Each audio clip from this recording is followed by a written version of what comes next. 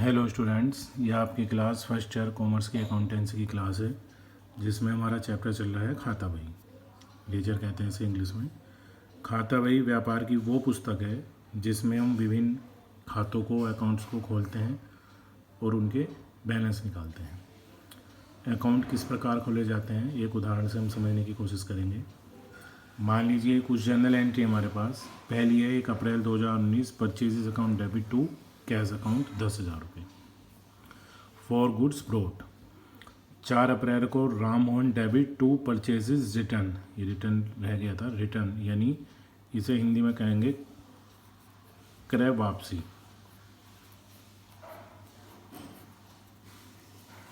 राम मोहन से कभी हमने माल खरीदा होगा फिर उसे वापस किया है, तो Ram Mohan debit to purchase return. 14 तारीख में एंट्री है salaries account debit to cash account for salaries paid. और 15 तारीख में एक एंट्री है purchases account debit to bank for goods bought 4,000। ये 4 अलग अलग एंट्री हैं। इन एंट्रीज में एक तो purchase account, cash account, Ram Mohan, purchase return, salary, cash तो आ चुका है पहले ही, परचेज भी आ चुका है पहले ही, और बैंक।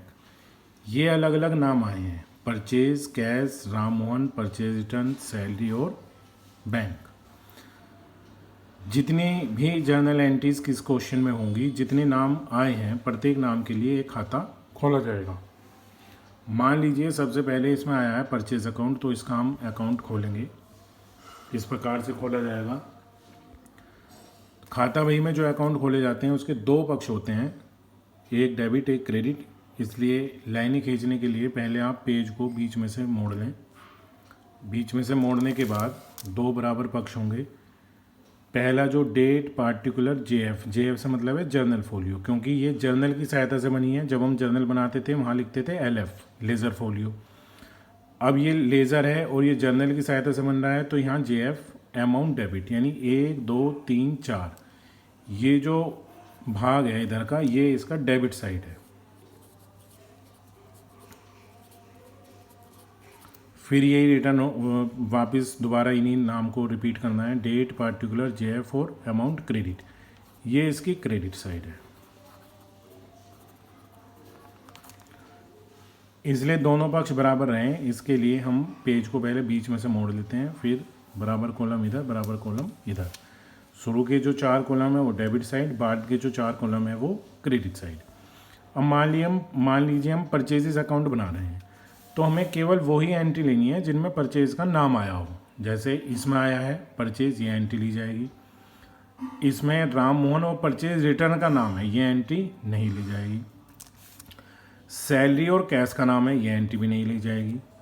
परचेज और बैंक यानी परचेज का नाम है तो ये एंट्री ली जाएगी।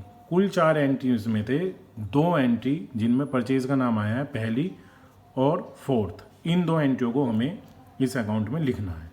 कैसे? हमने जनरल एंट्री में परचेज अकाउंट को डेबिट किया है, परचेज अकाउंट को डेबिट, तो डेबिट साइड में पोस्टिंग होगी। यदि परचेज अकाउंट क्रेडिट होगा, परचेज अकाउंट वैसे तो क्रेडिट होता नहीं है, जब परचेज किया जाता है माल आएगा, इसलिए डेबिट साइड में पोस्टिंग होती है। परचेज अकाउंट तब क्रेडिट होता है जब माल वापस होता है, लेकिन उसका नाम बदल जाता है, उसको हम परचेज रिटर्न कहते हैं, जिसके लिए हम अलग खाता खोलेंगे।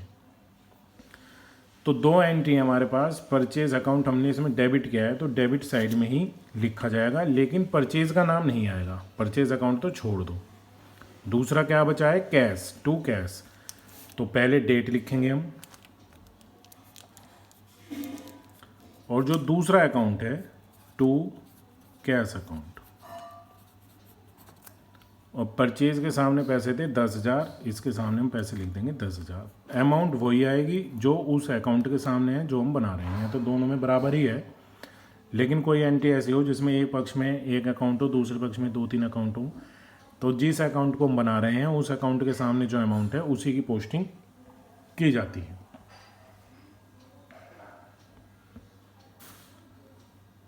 इसी प्रकार से जो अगली एंट्री है उसमें भी परचेज अकाउंट को डेबिट किया है तो डेबिट साइड में पोस्टिंग होगी। परचेज के नाम को छोड़ दें तो दूसरा नाम है बैंक अकाउंट, तो डेट लिख देंगे ये 15/4/19 to bank account. 4000। Debit side में जितने अकाउंट लिखे जाएंगे उनसे पहले 2 लिखा जाता है, क्रेडिट साइड में जितने अकाउंट लिखे जाएंगे उनसे पहले 22 लिखा जाता है। अब ये इसकी डेबिट साइड है, एंट्री तो ख़त्म हो गई, इसका बैलेंस निकालेंगे। ये इसकी डेबिट साइड है, डेबिट साइड का टोटल कितना है 10 और 4 14,000 रुपये। ये इसकी क्रेडिट साइड है, क्रेडिट साइड में तो कोई टोटल है नहीं, तो आप डेबिट और क्रेडिट का टोटल पहले रफ में करना।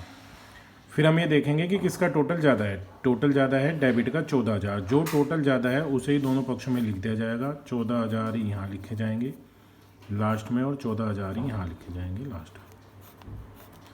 फिर इनका डिफरेंस 14,000 में से 0 को माइनस करेंगे 14,000 ही बचेगा। मान लीजिए यहाँ 2,000 होते तो 14 में से 2 माइनस करके 12,000 बचते।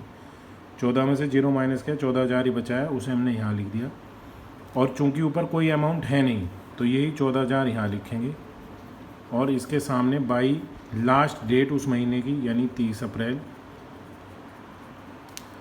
बाई ये बैलेंस है, बाई बैलेंस CD 14,000 रुपये, ये इसका बैलेंस कहलाएगा। और ये बैलेंस जो है वो डेबिट बैलेंस है, क्योंकि डेबिट टोटल ज़्यादा था क्रेडिट कम था, इसलिए जो बैलेंस बचेगा वो बैलेंस डेबिट बैलेंस कहलाएगा। एक और देखिए, मान लीजिए दूसरा नाम आया था कैश का, तो हम एक कैश अकाउंट बनाएंगे। उन एंट्रीज़ को लेंगे जिनमें कैश का नाम आया हो, जैसे इसमें कैश का नाम आया है ये भी ली जाएगी, इसमें कैश का नाम नहीं है ये नहीं ली जाएगी, इसमें कैश का नाम है ये ली जाएगी, इसमें भी कैश का नाम नहीं है तो ये नहीं ली जाएगी। बैंक अकाउंट अलग से मिलेगा। इस एंट्री में हमने purchase account debit to cash, to cash का मतलब है कि कैश क्रेडिट हुआ है तो कैश के क्रेडिट साइड में पोस्टिंग होगी 1 अप्रैल 19 और नाम कैश को छोड़ के जो दूसरा अकाउंट है परचेज, तो मैंने बताया था क्रेडिट साइड में जितने अकाउंट हैं उनके सामने 22 शब्द लगता है, बाई परचेजेस अकाउंट और इसके अमाउंट है 10,000। दूसरी एंट्री हमने की है सैलरी, जिसमें तो है नहीं कैश का नाम, यहाँ पे है salaries account debit to cash, cash फिर क्रेडिट हुआ है तो फिर क्रेडिट में पोस्टिंग होगी 14 तारीख को। और कैश के अलावा जो दूसरा नाम है सैलरीज वो आएगा,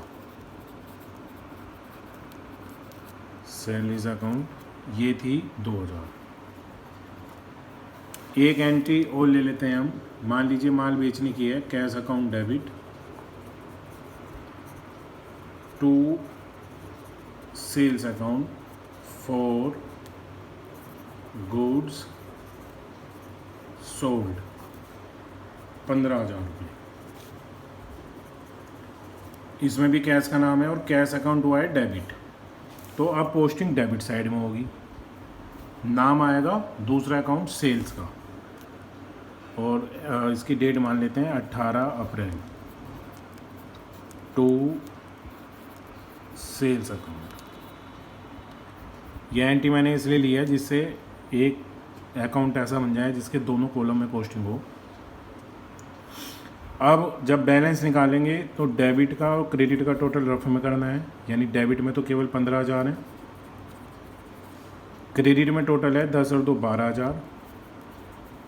ज़्यादा टोटल क्या है 15,000, जो टोटल ज़्यादा है उसको ही लिखेंगे दोनों पक्षों के लास्ट में।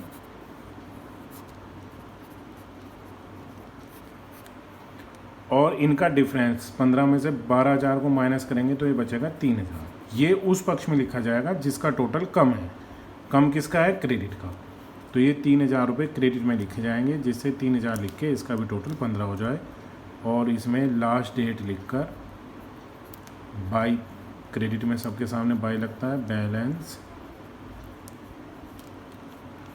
CD, ये भी डेबिट बैलेंस कहलाएगा क्योंकि डेबिट का टोटल ज़्यादा था। यदि किसी अकाउंट में इधर आएगा बैलेंस तो उसे लिखेंगे to balance CD, balance CD तो वही रहेगा, बस यहाँ बाई लगाना है यहाँ 2 लगाना है। जो बैलेंस इधर आएंगे वो क्रेडिट बैलेंस होता है। इसी प्रकार से जितने भी अकाउंट हैं, जैसे मान लीजिए राम मोहन का है या सैलरीज है या बैंक है या परचेज डन है, इन सब के अकाउंट खोल लेंगे। कल को फिर एक क्वेश्चन के माध्यम से इस कंसेप्ट को दोबारा समझेंगे। आप इस वीडियो को ध्यानपूर्वक देखें, समझें।